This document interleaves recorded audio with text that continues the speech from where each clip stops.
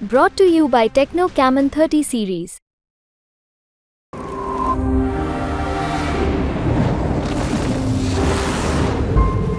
BJP आपसे खासा प्यार करती है, ये तो हमें सोशल मीडिया पर दिखता है। मेरा सवाल ये है कि नरेंद्र मोदी और अमित शाह को अगर आप एक एक सांचे में रखें तो बेहतर पोल स्ट्रेटेजिस्ट आप किसे मानते हैं, नरेंद्र मोदी को या अमित शाह को?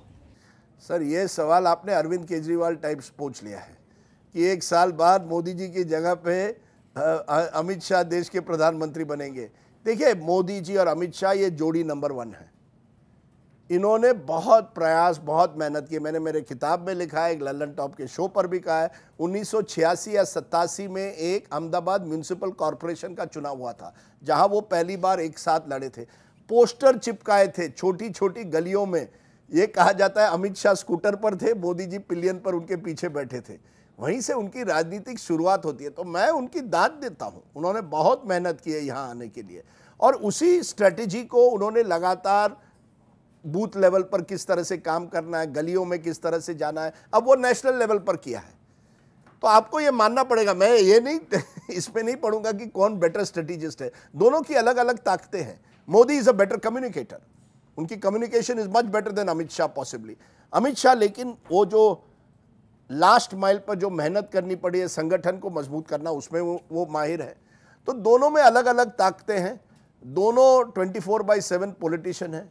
दोनों, कोई कहेगा, उनके विरोधी कहेंगे साम दाम दंड भेद की पॉलिटिक्स करते हैं, कुछ भी हो चुनाव जीतना है। लेकिन उनके समर्थक कहेंगे देखिए मेहनत तो करते हैं।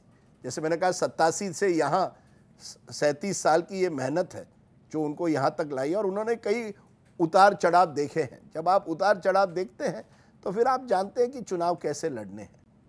सॉफ्ट ऑप्शन नहीं है उनमें। एक और सवाल इसी से जुड़ा हुआ है कि हम अक्सर इस थ्योरी को सुनते हैं कि जब कोई भी नेता बीजेपी का गुजरात की तरफ, महाराष्ट्र की तरफ जाता है तो वो बात करता है फैक्ट्रियों की, फॉक्सकॉन की, आईफोन असेंबलिंग की। लेकिन जैसे ही वो उत्तर भारत की तरफ आता है, अचानक से वो जो आजकल नैरेटिव चल रहा है मौ वाला, मंगलसूत्र, मछली, मुसलमान, कब्रिस्तान, इस तरह का जिक्र आ जाता है। तो ये आप जब ट्रैवल करते हैं, अपने शोज़ के लिए भी लगातार आप बातचीत करते हैं व्यूअर्स से भी, तो क्या आप इस चीज़ को क्या पाते हैं कि इधर की जनता, नॉर्थ इंडिया की जनता ज़्यादा पोलराइज्ड है माइंडसेट से, और दूसरी तरफ जो जनता है गुजरात, महाराष्ट्र, वो ज़्यादा वर्किंग क्लास, बिजनेस क्लास है, इसलिए इस तरह की स्ट्रैटेजी हमें देखने को मिलती है? देखिए, बड़ा इंटरेस्टिंग सवाल है। आप देखिए, मोदी की गारंटी के पोस्टर देश भर में लगे हैं। अगर आप बिहार जाए तो वो पोस्टर क्या बात करेंगे, फ्री राशन की या हर नल जल की बात करेंगे। अगर आप अयोध्या जाए तो वो राम मंदिर और आर्टिकल 370 की बात करेंगे। आप अगर महाराष्ट्र जाए तो कुछ इलाकों में वो मुंबई में बात करेंगे कि किस तरह की देश की एक तरह से ग्लोबल इमेज बढ़ी है और ईज ऑफ डूइंग बिजनेस कैसे इंप्रूव हुआ है।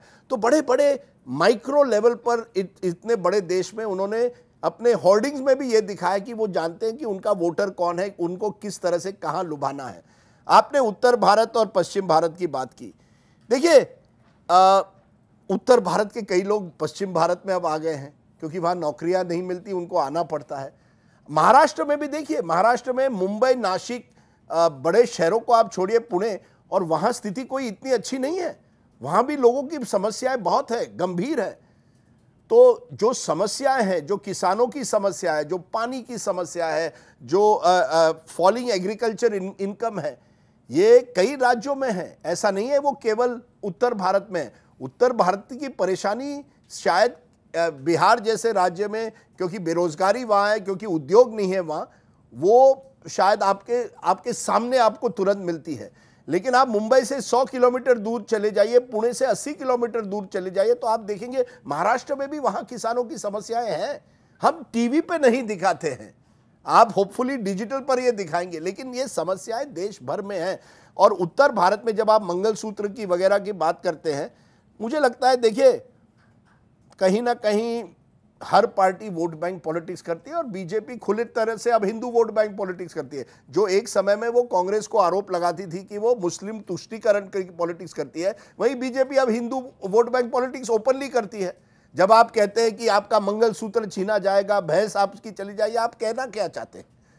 तो वो पॉलिटिक्स नहीं चल रही है। मैं आपको बता दूं, मोदी जी को जो वोट देते हैं वो हिंदू मुस्लिम पॉलिटिक्स पर बहुत कम मैं देख रहा हूं। ज्यादातर वोट देते हैं ग्लोबल इमेज बढ़ाई कि चंद्रयान, G20, उसका जिक्र लोगों तक। देखिए, सोशल मीडिया का जमाना है।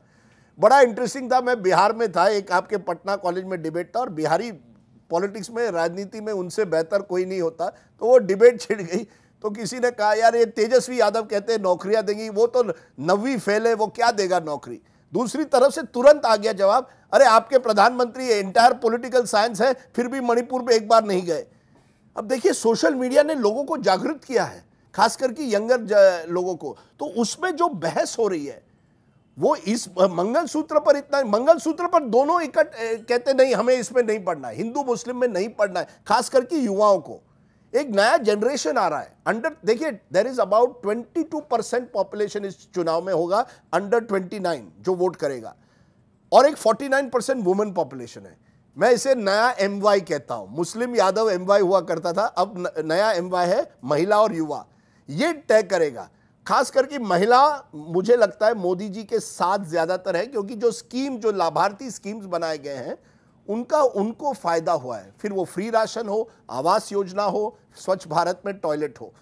तो मैं ये उत्तर वर्सेस दक्षिण जो है ना, वो बड़ा पेचीदा सवाल है। वहां के लोग समझते हैं कि यार ये हम इतनी आमदनी कमाते हैं, आर्थिक स्थिति हमारी आगे हो गई है, लेकिन राजनीतिक दृष्टि से पूरा फोकस यूपी और बिहार पर है। ये जो मसला है, और डिलिमिटेशन के बाद 2026 में ये और बढ़ेगा। दक्षिण के राज्य समझते हैं कि ये दिल्ली की राजनीति से हम उब गए हैं। ये कौन होते हैं दिल्ली के राजनीति? हमें कहने नीट की एग्जाम दिल्ली से होगी, तमिलनाडु कह रहा है हमें नीट की एग्जाम हमें करनी है। दिल्ली कौन होता है करने के लिए? हम इतना GST को कंट्रीब्यूट करते हैं, लेकिन हमें उसकी सहूलतें नहीं मिलती, वो सहूलतें यूपी बिहार को जा रही है। ये जो एक और पॉलिटिशियन भी ये खेल रहे हैं। वहाँ के जो पॉलिटिशियन है, तमिल प्राइड की बात करते हैं, कन्नडिगा प्राइड की बात करते हैं। तो ये और उभर कर आ सकता है। महाराष्ट्र में और हो रहा है, महाराष्ट्र बनाम गुजरात। आप उद्धव ठाकरे की स्पीचेस देखिए, हर स्पीच में कह रहे हैं नहीं, ये गुजरात, ये सब चीजें जो फॉक्सकॉन वगैरह गुजरात क्यों जा रही है, महाराष्ट्र क्यों नहीं आ रही। तो अलग राज्यों में अलग अलग इस तरह के डिबेट्स हो रहे हैं, और अच्छा है, ये डिबेट्स होने चाहिए। केवल चुनाव के टाइम पर नहीं, 5 साल होने चाहिए। हम जाग रहे हैं क्योंकि चुनाव है। ये असलियत है कि लोगों के पास पानी का प्रॉब्लम है, लोगों के पास आमदनी के प्रॉब्लम्स हैं, शिक्षा, primary schools, primary health centres, ये सब बड़े इश्यूज हैं। क्योंकि हम केवल ऊपर नेता कौन होना चाहिए उसमें हम फोकस करते हैं, ये ज़मीनी हकीकत हमारे सामने नहीं आती।